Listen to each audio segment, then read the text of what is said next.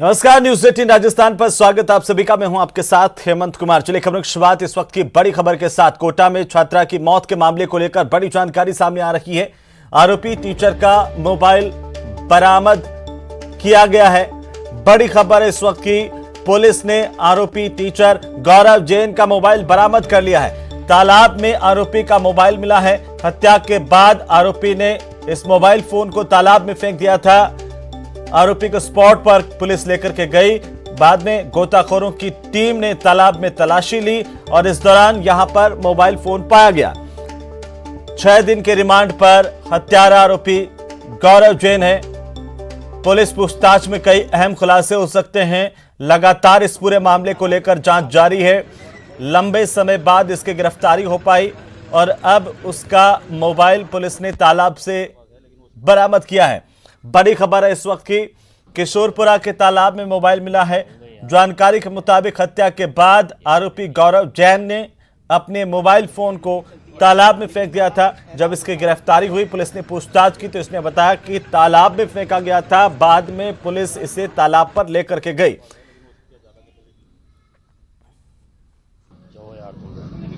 मैं तो जाऊंगा यार। आप 15 वर्षीय स्कूली छात्रा की हत्या का आरोपी गौरव जैन को कोटा पुलिस किशोर सागर तालाब लेकर आई है, क्योंकि यहाँ जो आरोपी है वो जाते वक्त अपना जो मोबाइल है वो यहाँ इस तालाब में फेंक कर चला गया था। हम तस्वीरें आपको दिखाना चाहते हैं। ये वही तालाब है किशोर सागर जहाँ अभी जो मोबाइल फेंक के गया है उनकी तलाश की जा रही है और गोताखोरों की टीम यहाँ लगी हुई है। और वो मोबाइल मिलने के बाद कई राग पुलिस को ऐसा अंदेशा है कि वो मोबाइल उगलेगा, इसीलिए शायद उस मोबाइल की तलाश की जा रही है। हमारे साथ यहाँ के गोताखोर टीम के इंचार्ज है विष्णु श्रृंगी जी, उनसे बातचीत करते हैं। किस तरह से रेस्क्यू ऑपरेशन किया जा रहा है विष्णु जी? देखिए, तालाब में मोबाइल फेंकना अभियुक्त ने बताया है। उसके लिए सर्च अभियान चलाया है, गोताखोरों को उतारा है। सफलता मिलती है, थोड़ा देर से बता पाऊंगा। आपको क्या लगता है इतना बड़ा तालाब, इतना अथाह पानी का भंडार, एक मोबाइल जैसी छोटी वस्तु मिलने की चुनौती कितनी बड़ी है? चुनौती तो हम भी मान के चल रहे हैं कि ना के बराबर है, पर कोशिश करना हमारा काम है। कोशिश तो कर ही रहे हैं। मिलेगा तो बिल्कुल बताते हैं, मिलती है तो आप देख सकते हैं यहाँ किशोर सागर तालाब में गोताखोरों की टीम रेस्क्यू कर रही है और मोबाइल की तलाश के लिए यहाँ निचली सतह, जो किशोर सागर की निचली सतह है पानी में, वहाँ पूरी जांच कर रही है। हमारे साथ यहाँ के जो पुलिस अधिकारी हैं अमर सिंह जी, उनसे बातचीत करते हैं। सर, आपसे जानना चाहते हैं किस तरह का रेस्क्यू चल रहा है? अभियुक्त गौरव जैन अभी पुलिस रिमांड पर है।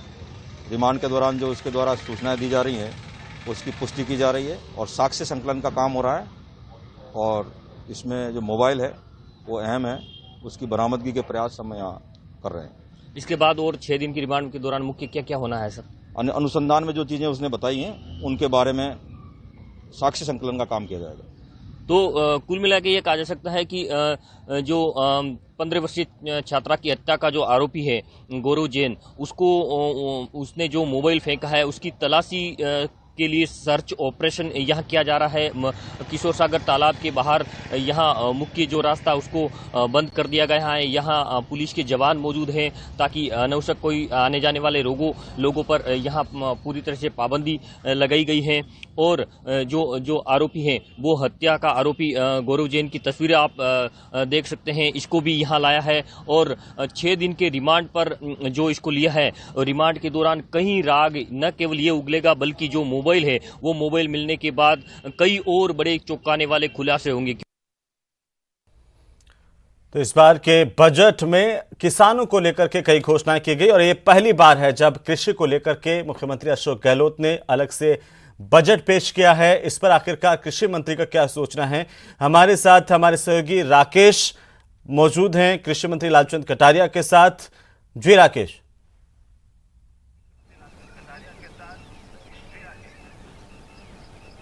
बिल्कुल, देखिए, जिस तरीके से पहला प्रदेश का बजट राजस्थान में जारी हुआ है, मुख्यमंत्री अशोक गहलोत जो जादूगर कहे जाते थे वो अब बाजीगर भी बन गए, क्योंकि उन्होंने बाजी मारी है कृषि बजट पेश कर, पहला प्रदेश का कृषि बजट पेश करके। हमारे साथ कृषि मंत्री लालचंद कटारिया हैं जो इस पूरे बजट को, कृषि बजट को दशा और दिशा देंगे। मुख्यमंत्री ने जो बजट है, कृषि बजट, वो एक मिशन के रूप में पेश किया है, जिसमें किसान, खेती बाड़ी, किसानी से जुड़े जो उद्योग धंधे हैं, उन तमाम चीजों पर फोकस किया है। सबसे पहले सर, जिस तरह का कृषि बजट आया है, राजस्थान का पहला बजट है, क्या आप किस तरीके से देखते हैं, किस तरह की आपको इस बजट से उम्मीदें हैं, किस तरीके से विकास होगा? देखिए राकेश जी, सबसे पहले तो मैं मुख्यमंत्री जी का प्रदेश के किसानों की तरफ से आभार व्यक्त करूंगा कि कल का जो बजट पेश हुआ है, जो अलग से कृषि का बजट पेश हुआ, वो ऐतिहासिक है और राजस्थान में एक पहल की गई है। मुख्यमंत्री जी की जो सोच थी, लोग बातें बहुत करते हैं पर धरातल पे उतारने का काम उन्होंने किया। और गत बजट में उन्होंने घोषणा करी थी कि राजस्थान के इतिहास में पहली बार कृषि का अलग से बजट पेश होगा। और आपको मालूम होगा कि मुख्यमंत्री कल्याण जो कोष है, उसको 2000 से बढ़ाकर कल उन्होंने 5000 कर दिया। हमारी जो तारबंदी की सीमा थी किसानों की 3 यूनिट की, उसको उन्होंने ख़त्म कर दिया। और सबसे बड़ी बात यह है कि जो किसान वर्ग है, आज चारे का भाव 15 रुपये किलो हो गया और किसानों की बहुत बड़ी मांग थी पूरे प्रदेश से, जो पशुपालक है उनकी, कि साहब जब चारा महंगा हो गया तो हमारे को अनुदान मिलना चाहिए। मुख्यमंत्री जी ने 2 रुपये पहले बढ़ाए थे, उसके बाद में उन्होंने कल उसको 5 रुपये कर दिया। राजस्थान में खुशहाली का माहौल है पशुपालकों में, किसान परिवारों में, क्योंकि आज जो लागत है उसमें वो पोसाई नहीं हो रही थी। दूसरा, उन्होंने 600 करोड़ जैविक खेती में दिए हैं। तो मैं मान के चलता हूँ कि इस आधुनिक युग में जो बीमारियां हो रही है, जो कैंसर वगैरह, हमारे को जैविक खेती पे जोर देना पड़ेगा। और जैविक खेती को मुख्यमंत्री जी ने लगातार, वो कई वर्षों से प्रयास कर रहे हैं कि जैविक खेती पे पूरा फोकस हो, और उसी के तहत 600 करोड़ रुपए उन्होंने जैविक खेती में दिए हैं। कई नवाचार हुए हैं, जैसे ड्रोन है, आधुनिक तकनीकी का मामला है। प्रधानमंत्री जी भी ड्रोन की बात करते हैं, मुख्यमंत्री जी हमारे टिड्डी का जब मामला था, जब से हमने ड्रोन का उपयोग किया, और उन्होंने खुद ने देखा कि इसकी किसानों को आवश्यकता है, मैन पावर की कमी है वैसे खेती किसानी में, तो उन्होंने 1000 ड्रोन 40 करोड़ की लागत के लगभग वो देने की कल उन्होंने घोषणा करी है। और मैं मान के चलता हूँ कि उसका लाभ राजस्थान किसानों में मिला। GSS को मजबूत करने की बात की है, हर ग्राम पंचायत में GSS खुलेगा तो निश्चित तौर पे किसानों को खाद, बीज, अनुदानित जो भी चीज़ें हैं किसान खेती काश्तकारी की, वो वहाँ पे उपलब्ध होगी। किसान बहुत लंबे समय से बिजली कनेक्शनों की पेंडेंसी को पूरा करने की मांग कर रहे थे इस बजट में, और उन्होंने इस बजट को एक मिशन के रूप में 11 मिशन तय किए हैं। ये मिशन किस तरीके से कृषि और के विकास को आगे बढ़ाएंगे? मैं यही कहना चाह रहा हूँ, ये तो कहने की तो इतनी बातें हैं कि अपन घंटे 2 घंटे भी चर्चा करें। 3 घंटे तो उन्होंने खुद ने बजट पढ़ा है, और राजस्थान का ऐसा कोई सेक्टर नहीं है उन्होंने छोड़ा हो। बिजली के बारे में बात करें अपन, उन्होंने 1000 रुपये पहले अनुदान के रूप में गत वर्ष ही वो कर दिए थे। उसके बाद में बिजली के लिए जितने भी पेंडेंसी है उसकी घोषणा कर दी कि वो हम पूरी अगले साल तक खत्म कर देंगे और सारे कनेक्शन किसानों को दे देंगे। सोलर में उन्होंने कनेक्शन बढ़ाए हैं, 25-26 हज़ार के आसपास हम पहले सोलर कनेक्शन दे चुके हैं। तो मैं ये कह सकता हूँ कि राजस्थान के इतिहास में किसी भी क्षेत्र में, आप चिरंजीवी योजना की बात करें, 5 लाख से बढ़ाकर 10 लाख हो गई। आज पेंशन की बात करें, आप कर्मचारियों को पूछिए कल से कैसे दिवाली मन रही है, कि जो योजना पहले बंद कर दी गई थी 2004 से, उसमें कर्मचारी वर्ग में इतनी खुशहाली है कि बहुत लोगों के रात भर से फ़ोन आ रहे हैं कि साहब, और कहीं विरोध का कल के बजट के बारे में मैं ये मान के चलता हूँ कि जो सामान्य आदमी भी है, जो प्रदेश का है, हर क्षेत्र में खुशहाली का माहौल है। कोई सेक्टर ऐसा नहीं बचा जिसको मुख्यमंत्री जी ने टच नहीं किया हो और प्रदेश के विकास की बात नहीं की हो। तो मैं तो ये मान के चलता हूँ कि ये जो बजट है, ये राजस्थान के इतिहास का बजट है, और मुख्यमंत्री जी की जो सोच थी, और उम्मीद भी लेके चल रहे थे लोग। आपने ईस्टर्न कैनाल प्रोजेक्ट को मुख्यमंत्री ने खुद अब इसमें इनिशिएटिव लिया है, आगे बढ़ा रहे हैं, क्योंकि केंद्र से जब प्रधानमंत्री खुद यहां पर 2 बार वादा करके गए थे कि इसको राष्ट्रीय प्रोजेक्ट में शामिल करेंगे, लेकिन ये राष्ट्रीय प्रोजेक्ट में शामिल नहीं हुआ, और अब राज्य सरकार खुद इसको आगे बढ़ाएगी। 13 जिलों की सिंचाई से जुड़ा हुआ मामला है, किस तरीके से आगे देखते हैं आप? देखिए, मुख्यमंत्री जी लगातार, उन्होंने कल सदन में भी कहा कि प्रधानमंत्री जी कह के गए थे पर उस पर कोई काम हुआ नहीं, तो उन्होंने खुद ने पहल करी।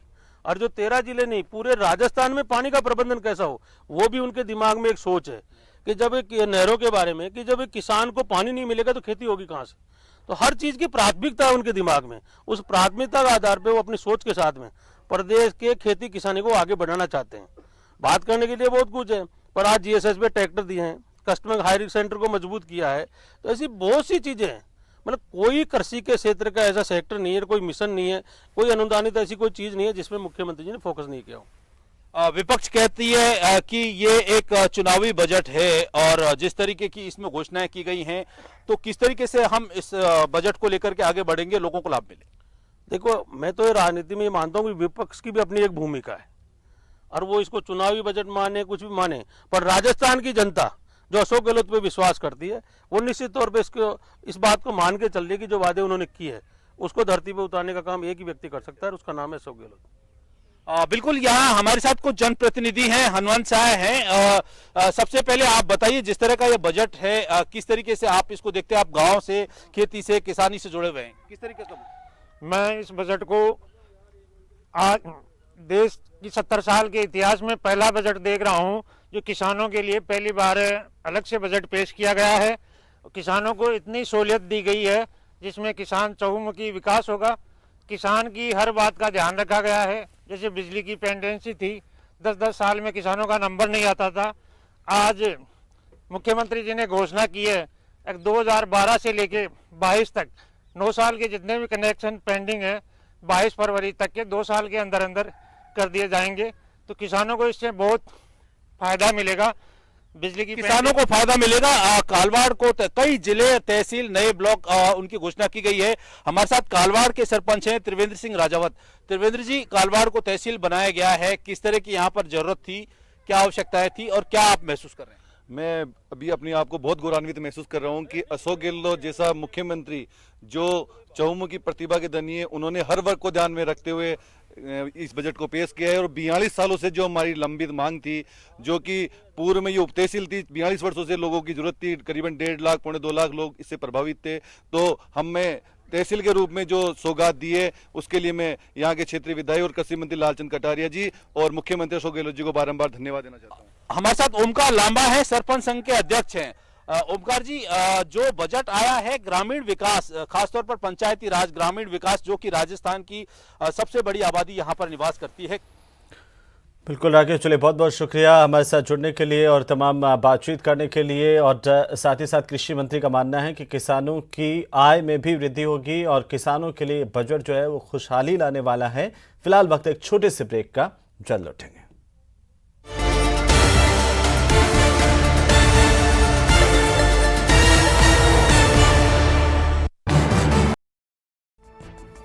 सीएम अशोक गहलोत ने 177 मिनट का ऐतिहासिक रिकॉर्ड बजट भाषण दिया। सीएम अशोक गहलोत ने इस कार्यकाल का चौथा बजट पेश किया। उन्होंने कहा, बजट आम आदमी के सपने को साकार करने का जरिया है और सरकार ने कृषकों, पशुपालकों, विद्यार्थियों, मजदूरों, सभी वर्गों का ध्यान रखा है। साथ ही उन्होंने कहा, पहला कृषि बजट पेश करना सौभाग्य की बात। भाषण की शुरुआत में सीएम गहलोत ने शायरी की। उन्होंने कहा, न पूछो मेरी मंजिल कहां है, अभी तो सफर का इरादा किया है, न हारूंगा, हौसला उम्र भर, किसी से नहीं खुद से किया है वादा। सीएम गहलोत ने कहा, पिछले बजट के बाद कोरोना की तीसरी लहर आई, लेकिन सरकार ने बेहतर काम किया और कोविड मैनेजमेंट की सराहना भी हुई। सीएम ने कहा, हमने विकास की गति बरकरार रखते हुए काम किया है। मनरेगा की तर्ज पर शहरों में इंदिरा गांधी शहरी रोजगार गारंटी योजना लागू होगी। इसके तहत हर साल 100 दिन का रोजगार मिलेगा और मनरेगा में कार्य दिवस 125 दिन होंगे। इस पर करीब 800 करोड़ रुपए खर्च होंगे। सभी घरेलू उपभोक्ताओं को 50 यूनिट मुफ्त बिजली मिलेगी, जबकि 150 यूनिट तक 3 रुपए और 150 से 300 यूनिट तक 2 रुपए और इसके ऊपर के कंज्यूमर को भी स्लैब के हिसाब से लाभ मिलेगा। इस पर 4000 करोड़ का खर्च होगा। प्रदेश के 3800 सेकेंडरी स्कूल सीनियर सेकेंडरी में क्रमोन्नत करने की घोषणा है। शहरी और ग्रामीण क्षेत्रों में 1000 अंग्रेजी मीडियम स्कूल खुलेंगे। अंग्रेजी मीडियम के स्कूलों के शिक्षकों का अलग से कैडर बनेगा। 10,000 शिक्षकों की भर्ती होगी। चिरंजीवी स्वास्थ्य योजना में 10 लाख तक का कवर मिलेगा। कॉकलियर इम्प्लांट समेत कई गंभीर बीमारियां भी जोड़ी गई। जरूरतमंद व्यक्तियों का कलेक्टर चिरंजीवी स्वास्थ्य कार्ड के बिना भी फायदा दिला सकेंगे। अगले साल बचे हुए 18 जिलों में नर्सिंग कॉलेज खुलेंगे। सभी जिलों में नर्सिंग कॉलेज होंगे। एसएमएस अस्पताल में 5 नए विभाग, रोबोटिक सर्जरी शुरू होगी। इस पर 300 करोड़ खर्च होंगे। अगले साल अजमेर, जोधपुर और कोटा में नए मेडिकल इंस्टीट्यूट पर 250 करोड़ खर्च होंगे। साथ ही 1000 उप स्वास्थ्य केंद्र खोले जाएंगे। 50 उप स्वास्थ्य केंद्रों को क्रमोन्नत करते हुए 100 नए पीएचसी खुलेंगे। राजधानी जयपुर के HCM रीपा में स्टेट रोड सेफ्टी इंस्टीट्यूट खुलेगा। रोड सेफ्टी एक्ट लाया जाएगा। जुलाई 2022 में रीट परीक्षा होगी। पुराने अभ्यर्थियों को फीस नहीं देनी होगी। पहले की तरह ही मुफ्त यात्रा और सुविधाएं मिलेंगी।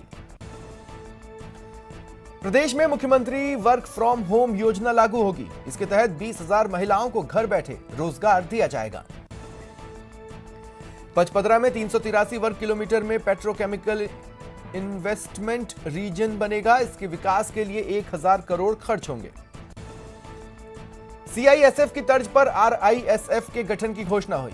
इसके तहत 2000 सुरक्षा कर्मियों की भर्ती होगी। इनकी तैनाती रीको जैसे इंडस्ट्रियल एरिया में की जाएगी। जयपुर में बड़ी चौपड़ से ट्रांसपोर्ट नगर तक और मानसरोवर से 200 फीट बाईपास तक मेट्रो के फेज 1 का विस्तार होगा। अंबाबाड़ी से सीतापुरा तक फेज 2 की डिटेल प्रोजेक्ट रिपोर्ट बनाई जाएगी। जयपुर में वेस्ट रिसाइकल पार्क भी बनेगा। हर विधानसभा क्षेत्र में 10 करोड़ की लागत से सड़कों की मरम्मत होगी। विधायकों के क्षेत्र में सड़कों की मरम्मत होगी। इस पर 2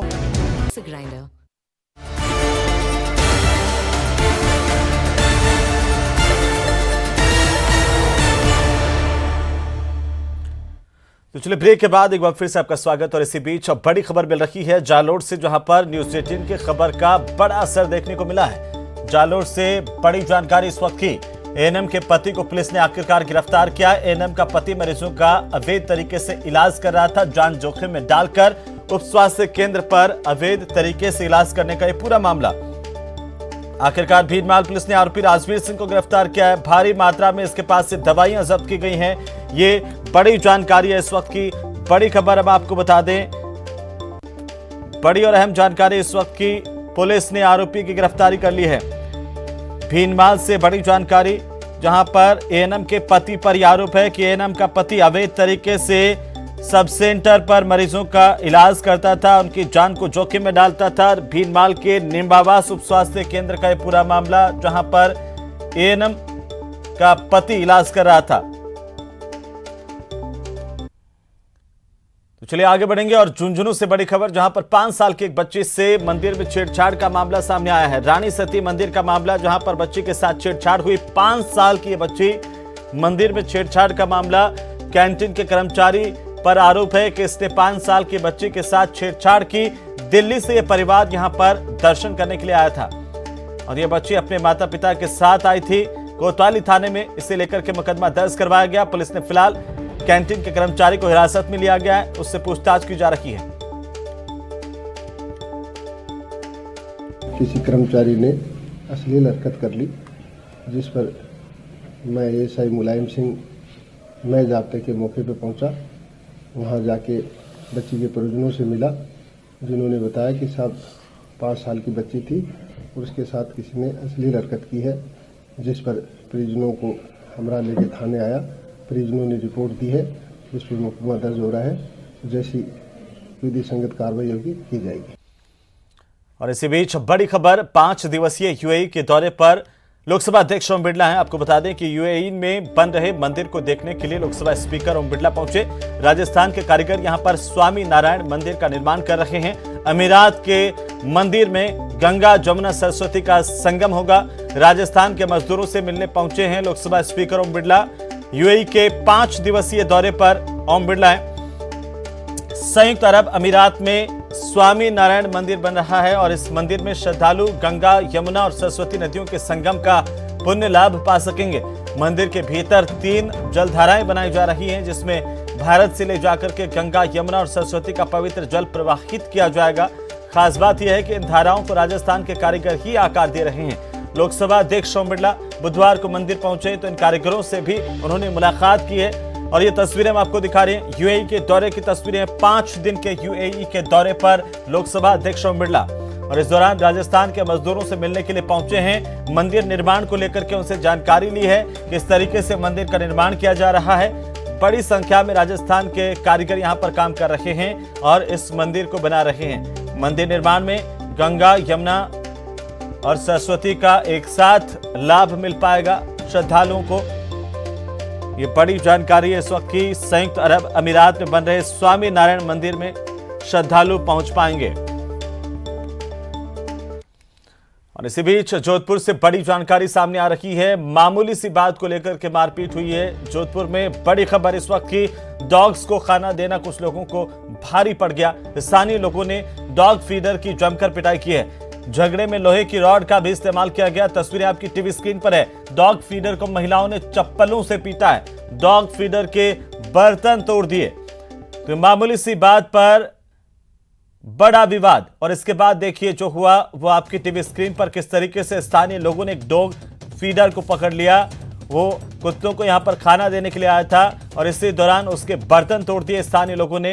हिंसा की ये पूरी घटना है जहां पर महिलाएं भी पीछे नहीं रही। इन महिलाओं को देखिए किस तरीके से यहां पर इस डॉग फीडर पर हमला करती हुई दिखाई दे रही हैं। ये स्थानीय लोग हैं जिन पर आरोप है कि डॉग फीडर के साथ इन्होंने मारपीट की है। मारपीट की तस्वीरें कैद हुई हैं कैमरे में, वो तस्वीरें में आप तक पहुंचा रहे हैं। जमकर इसके साथ मारपीट की गई। आरोप यह भी है कि लोहे की रोड से भी इसे पीटा गया है। इसके बर्तन तोड़ दिए गए। डॉग फीडर यहां पर आवारा कुत्तों को हमेशा खाना खिलाने का काम करता था और ये मामूली सी बात पर कहासुनी हुई और उसके बाद हिंसा में तब्दील हो गई। स्थानीय लोगों ने इस डॉग फीडर पर हमला बोल दिया, इसके साथ मारपीट की, जिसमें महिलाएं भी शामिल हैं। उन महिलाओं की तस्वीरें भी कैमरे में कैद हुई है। तो एक डॉग फीडर के ऊपर सब टूट पड़े। किस तरीके से उसके साथ मारपीट की गई है वो तस्वीरों के जरिए आप समझ सकते हैं। उधर अलवर के रामगढ़ थाना इलाके की कंजर बस्ती में वेज और नॉनवेज ढाबा चलाने वाले इमरान से भोपा जाति के दबंग लोगों ने उधार मांगा और जब होटल मालिक ने उधार देने से मना किया तो उससे गाली गलौज की गई। ढाबे को जलाने की कोशिश की गई, ये आरोप है। इसके बाद रात में ढाबे में आग लगा करके आरोपी मौके से फरार हो गए। गनीमत यह रही कि रात में ढाबे के अंदर कोई भी व्यक्ति सो नहीं रहा था, अन्यथा यहाँ पर बड़ा हादसा हो सकता था। इस हादसे में 12 मुर्गे जिंदा जल गए हैं जो ढाबे के अंदर मौजूद थे। ये वेज नॉन वेज का ढाबा था जहां पर 12 मुर्गे भी रखे हुए थे और आखिरकार जब आरोपियों ने इस ढाबे में आग लगाई तो 12 मुर्गे जिंदा जल गए हैं। मैं कल मुर्ग लेने के लिए आए थे वो ना, उधार मांग रहे, मैंने उधार देना है उनको। फिर उसके बाद कहाँ सुनी हो गई। कहाँ सुनने के बाद वो लोग वहाँ गाड़ी गलौज चाहिए हमारी, वहाँ वक्त चले गए। हम भी देकर गए तो मैं रात को देखेंगे मेरा पुराने ढेंक के रूहे रात को जब वापस में आए तो रात को मैं सोया हुआ था, उन्होंने आग लगा झोंपड़ी में।